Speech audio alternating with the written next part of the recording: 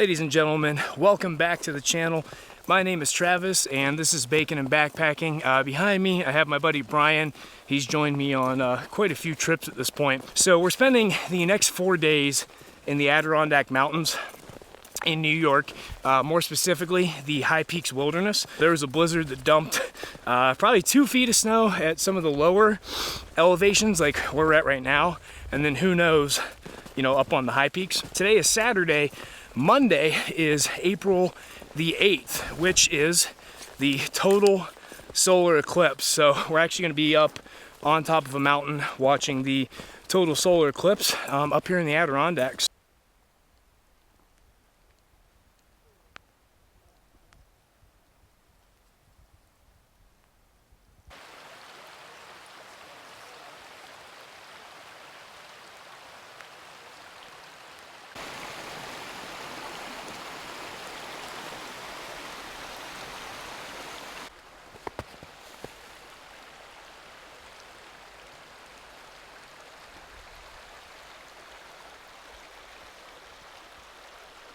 We started at the Adirondack Loj.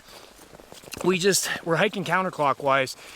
We just passed up the Marcy Dam campsites. You know, it's already after 6, but it's daylight until, you know, 7:30. So we're pushing an extra mile to the Avalanche Lake lean-to and campsites. So that's our destination for tonight. You know, get in a little bit less than 4 miles today.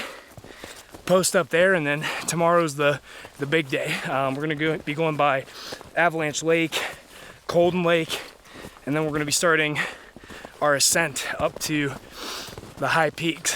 And then, as you guys can probably tell by the video here, the trail so far has been easy. You know, it's just all hard pack. It is technically mud season, but with 2 feet of fresh snow that's been packed down, it's been pretty easy walking. We just have micro spikes on. Obviously we have snowshoes with us and we will need them on this trip, but as of right now it's been pretty pleasant. Well, good morning everybody. I apologize for not really recording that much last night we got into camp. There's 2 main reasons for that. One, we got in, you know, right around dark, and you know, I have a tent set up this time around, and I never take a tent. For those of you who are subscribers, in over 2 years of my YouTube channel, you've never seen me camp in a tent. So just trying to, you know, find an efficient way to pack and unpack and stuff like that.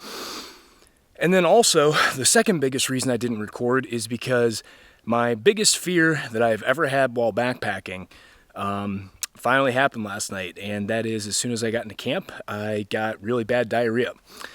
So, probably went to the bathroom about 6 times last night, something like that. Super dehydrated. Feel terrible, like even when I just bend down to, you know, pack something in my pack, like my leg muscles are burning. And, yeah, we have 8,000 feet of elevation gain to do. So, morale is not good.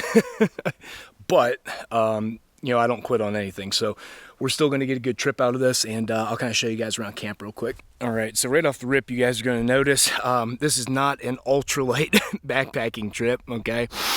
That is my Kelty Coyote 65. I haven't used that pack in probably almost 3 years. This monstrosity right here is the Mountainsmith Morrison 2. Go ahead and look that bad boy up, because this tent weighs about 6.5 pounds, okay? I wasn't going to buy a tent just for this trip since I'm a hammocker. So we carried the weight, you know. It's big, it's bulky, it takes up a lot of space in the pack, but, you know, gave me shelter last night. This is Bryon's setup over here. He has the Durston X-Mid. And you guys can kind of tell, lots of snow.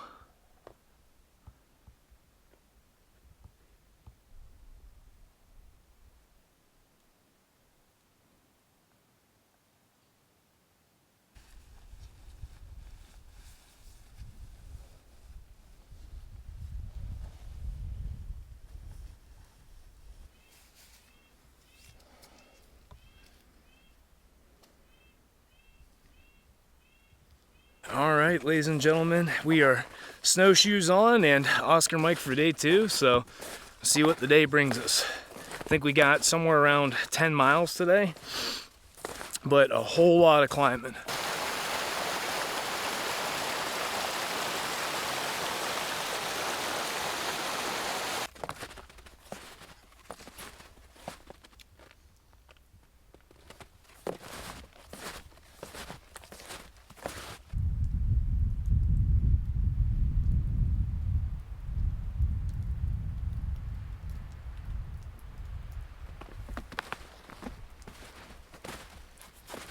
Kind of give you guys an idea of the terrain out here. We're getting ready to head through Avalanche Pass. Avalanche Lake's down here somewhere.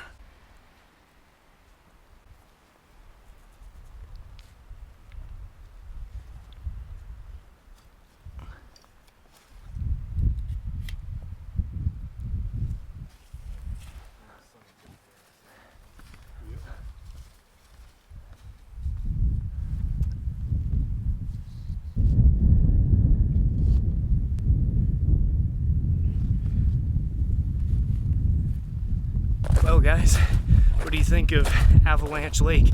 We're kind of walking along the side of the lake here because the trail is very technical. There's a whole bunch of ladders over there. I think we've gone across like 6 or 7 already, and a bunch of spots where you could like fall down in between rocks and stuff like that. So lake is solid where we're at, so we're kind of just staying like, you know, nice and tight to the shore and just kind of walking around this way. But just so you guys know, if you're trying to do that trail in the winter, it's pretty rough.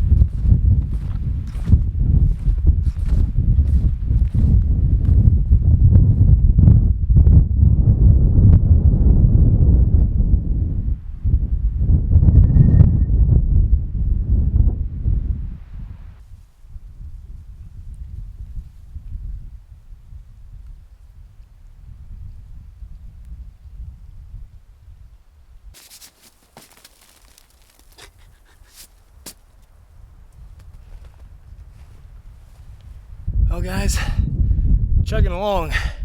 How we feel about Lake Colden?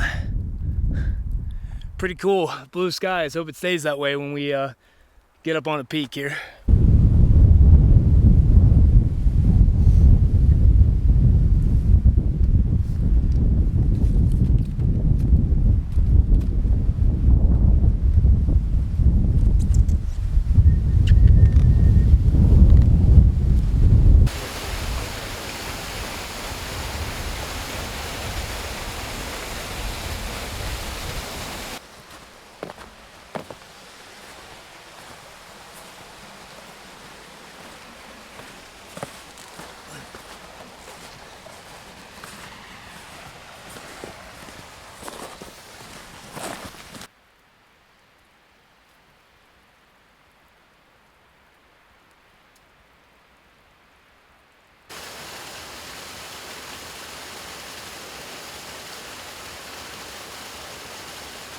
Well guys, I'm a little bit upset. We kind of failed a little bit. So like I said, we planned on summiting, you know, Skylight, Marcy, both. That was the plan, pushing to the other side and setting up camp down there. But man, you know, a couple things. The main one for me is I'm super dehydrated. I mean, I've had 3 liters of water today, but after that episode last night with the bathroom, yeah, I'm dry as a bone. So that's the big thing. The second thing is, you know, neither one of us are used to wearing snowshoes or carrying packs this heavy. You know, I've got a 40-pound pack. For you guys who watch my channel, I usually have like, you know, somewhere around that 17, 18 to like at the absolute most 25 pounds. So obviously this winter trip up here in these conditions, we packed a little bit different. So the point is we're not going to summit Marcy tonight. So I guess bottom line is this. We got, you know, maybe 1.5 miles from Marcy. We weren't going to be able to, you know, finish that climb, summit, go back down to the lean-to on the other side. We'd have been pushing it, you know, in the dark, And guys, these trails out here, you know, you guys can't really tell because you're not out here, but I mean, there's spruce traps, you know, out here. There's, you know, snow bridges that are going rotten, you know, all kinds of hazards out here. Ladders that you have to, you know, climb up and down, bridges that aren't wide enough for your snowshoes, you know, stuff like that. So we just weren't gonna make it, guys. So here's the good news. It's not necessarily a failure, okay? First of all, you know, we're gonna get to do either way, like, you know, 20 miles of beautiful backpacking out here in the Adirondacks, okay? So there's that. Second of all, you know, we learned some lessons. But, you know, third of all, like I said, the trip's just not over, right? You know, we might find a smaller peak to hike to watch the eclipse. It's just a matter of, you know, do we summit a high peak, or are we going to go find something smaller to summit is the question. But we're not heading out here.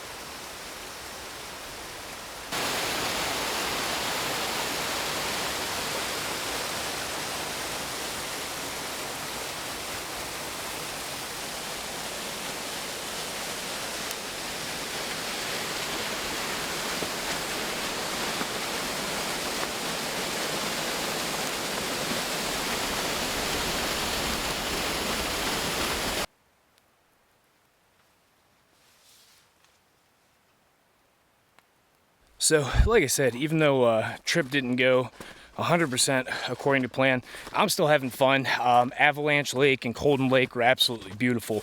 You know, we've got to see some really cool stuff, really cool views of mountains, but I just want to give you guys an idea of, you know, what you're in for.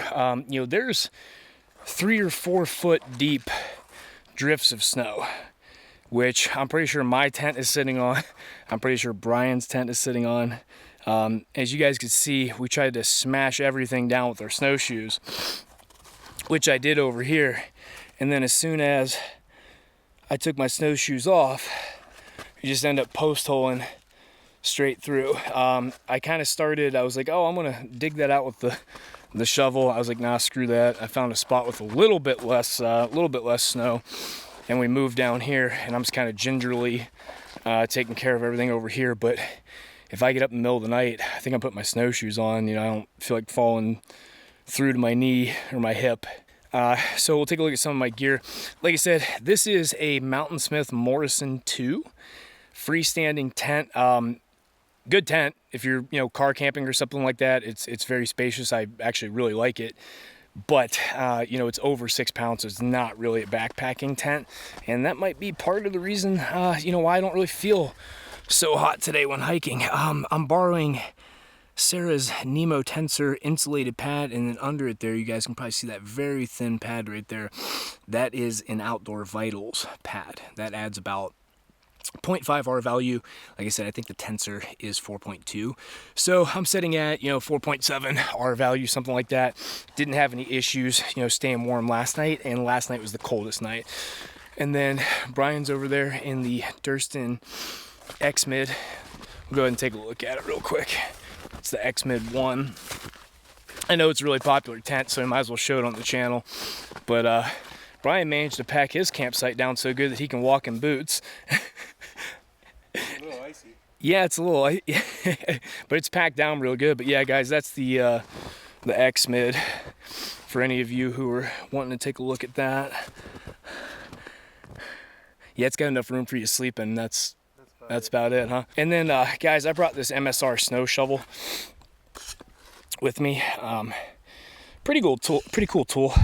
When I had bathroom issues last night, I didn't have time to run like a quarter mile to the privy every time, so I just dug a hole with the shovel, so that worked out pretty good.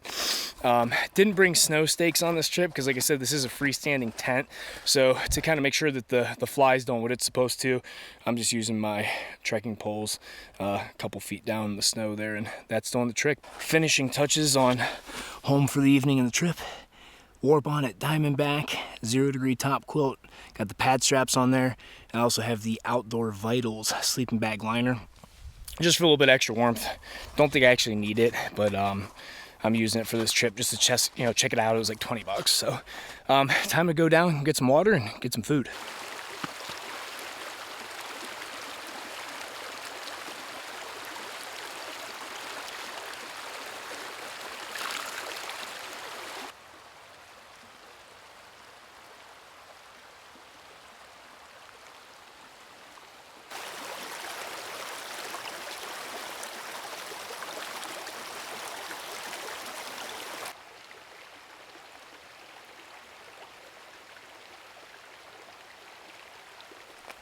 All right, ladies and gentlemen, after a very cold morning, I think it got down to about 23 degrees. Everything's, frozen, boots frozen, snowshoes frozen, everything like that. So way colder than it was supposed to be. It was actually, the forecast said it was going to warm up overnight to above freezing and just continue to get warmer throughout the day. Obviously that didn't happen.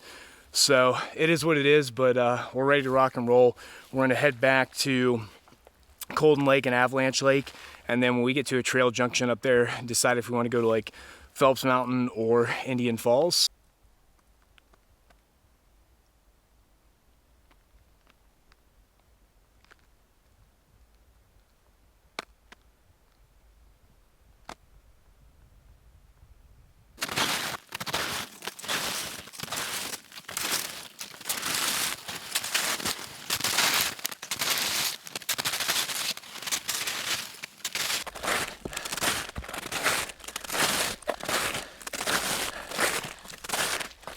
Beautiful day.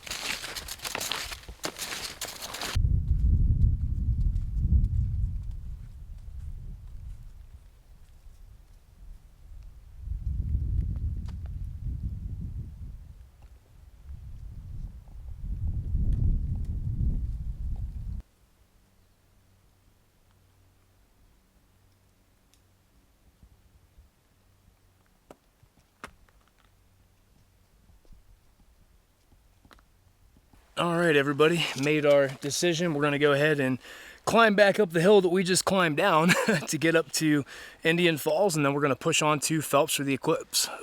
Made the 1,000-foot climb up to Indian Falls. Well, we're not at the Indian Falls yet, but most of the elevation's done, maybe another 200 feet. So we'll check in with you guys over there. And as of right now, the plan's still to make it to Phelps.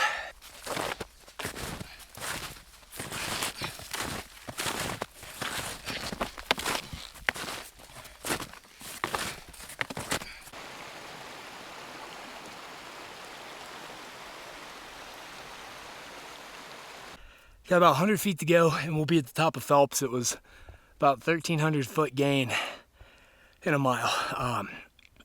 In snowshoes, very tough, but look behind me. And we're gonna have, it's 2:30 right now, so the partial's gonna be starting. I'm gonna get up there. We'll have about an hour to watch the total eclipse roll in, so gonna be an amazing experience. Thanks for sticking along, guys.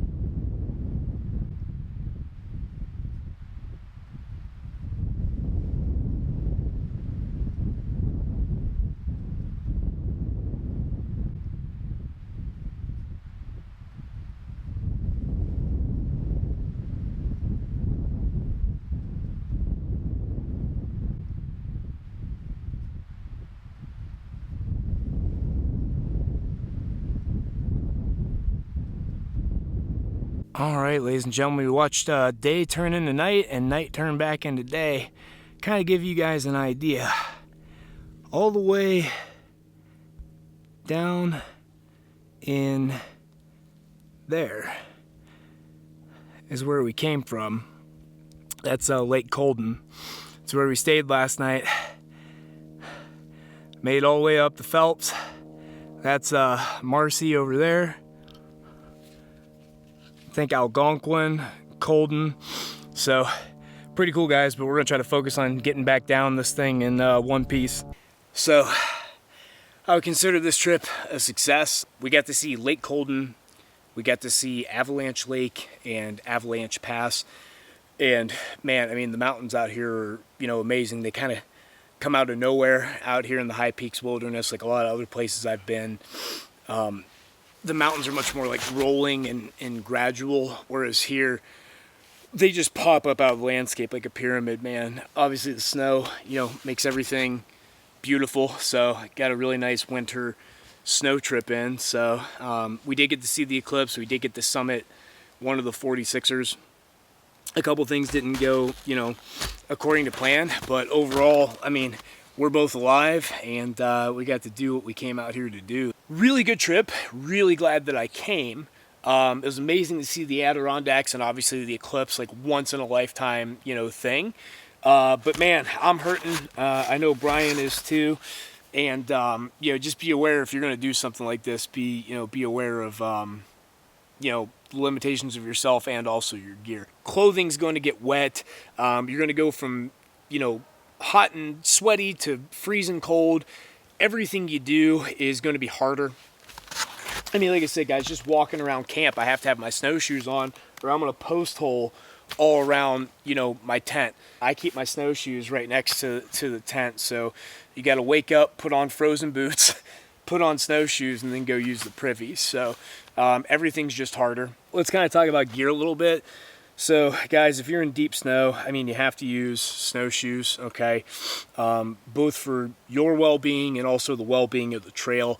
You know, people who aren't wearing snowshoes just post hole the trail. You know, you're going to cause problems for other people. You're also going to get yourself wet. I mean, even though we've been going through feet of snow, you know, my legs aren't wet or anything. Make sure you have a good winter boot. These are the Loa Renegades. I've used those on quite a few trips. They're kind of like my cold weather winter footwear. They held up really well, but they are insulated, so they kept me warm the whole trip. Even now, just sitting here not doing anything, my feet are warm. My gaiters are Gore-Tex. They're made by Catula. You know, you've got different height options. I almost got the knee-high ones a couple years back when I bought these, but I opted for this version. And as long as you don't post hole, you know, super deep into something, they'll be fine. Didn't have any snow getting these. I've used them probably half a dozen times now. This is by far the trip where they got the most abuse. They seem to be holding up fine. The zipper and stuff's very thin, so you know, maybe there's a better brand out there for long-term use. Like I said, these held up fine. My snowshoes are the Tubbs Mountaineer. The snowshoes themselves are very good. They are considered an alpine snowshoe, so they have like the heel lift. You know, the bindings are very nice and easy and intuitive to use. The only thing that I don't really like about them is it's really hard to, you kind of have to activate the heel lift with your hand, and you can put it back down with a trekking pole. If you have a basket on it, you can push it back down. But like the snowshoes Bryon had, he can engage and disengage them with a trekking pole. Definitely the way to go. So guys, your snowshoes are going to be rated based off of weight. Okay, Bryon and I are both pretty heavy dudes. I weigh about 235 now. I'm not sure what Bryan's down to. He's lost a bunch of weight, but he's somewhere in the, you know, around 200.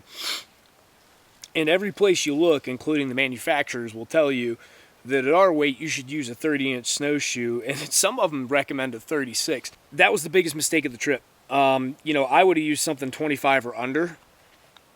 Sure, they might not float as much and you might sink into the snow a little bit, but guys, this trail is really rugged. I mean, we're climbing up and down ladders and, you know, stairs, and then, you know, rock scrambles are a pain. The trail's very rocky where it's not covered with snow and stuff like that. And navigating with these enormous snowshoes is just a a pain. These are the Get Out Gear Goat Stick trekking poles. Pretty much everything I've done for the last year, guys, I've been using these.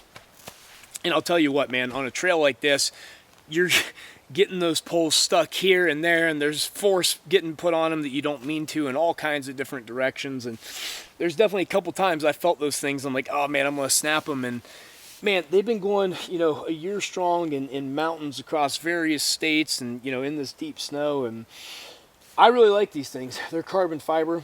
Thanks Get Out Gear for sending me these for free.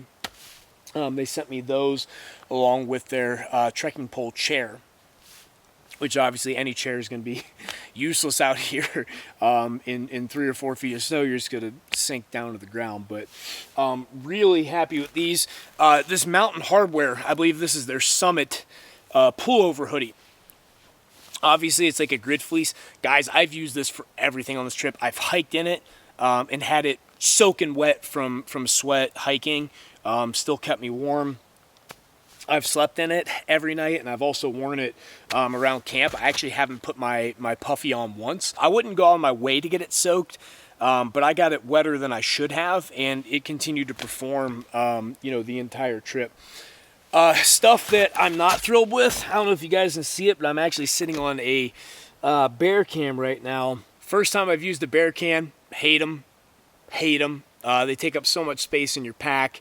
As the trip goes on, you eat all your food. They still take up the same amount of space. Heavy. Fits maybe 75% of the food that they tell you it'll fit.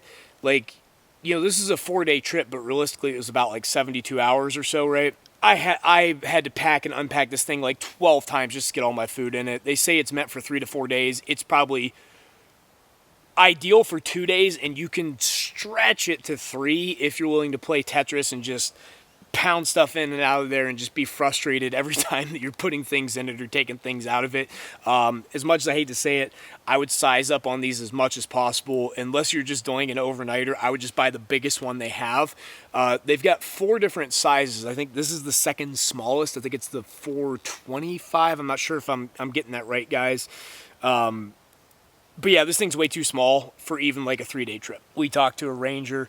Apparently these bear vaults aren't recommended in the Adirondacks because apparently the bears have figured out how to open them. Conveniently though, it's the only thing I can sit on out here that doesn't sink into the ground. But guys, I hope you enjoyed the footage. We saw some beautiful stuff, and thank you for just joining along. All right, ladies and gentlemen, day number 4 in the High Peaks Wilderness in the Adirondacks, and we're on our way out of here. No snowshoes this morning. Only got about 3 miles back to the car or something like that. Most of these trails are already, beat up and post-holed and kind of melted and stuff from, other people. So no point in trying to get the tip of my snowshoe caught and falling over and getting hurt.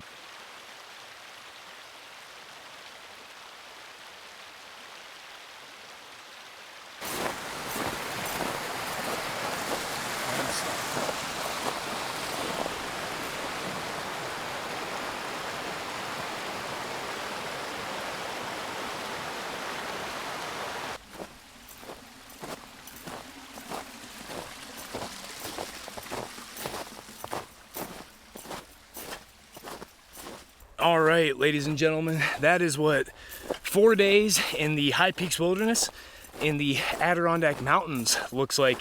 Guys, really good trip. Had our ups and downs, but still got to, see a once-in-a-lifetime eclipse on top of a mountain. Stunning view. Obviously, the landscape out here is very pretty with, all the snow with the blizzard that just rolled through. But as always, guys, thank you so much for tuning in. Do me a couple favors. If you like the video, go ahead and give it a thumbs up. If you want to see more backpacking adventures in the mountains, go ahead and subscribe to the channel, guys. I think we're up to 12 states so far that we have on the channel, and we will be doing Utah later this year as well too. So be our first trip out west. I'm going to give you guys a couple of different resources. So after you like and after you subscribe, I want you to go ahead and go down to the description box in the video. Okay, down there you're going to see 2 things. One is going to be a link to a GPX file that's going to have all my data for this trip in case you want to plan a trip out here yourself. Second thing is I'm going to have a link to my lighter pack list, even though this trip it's probably my heavier pack list. But if you want to have an idea of what sort of gear you should bring out here, you'll be able to see that in that link. But as always, guys, thank you so much for watching, and we'll see you in the next one.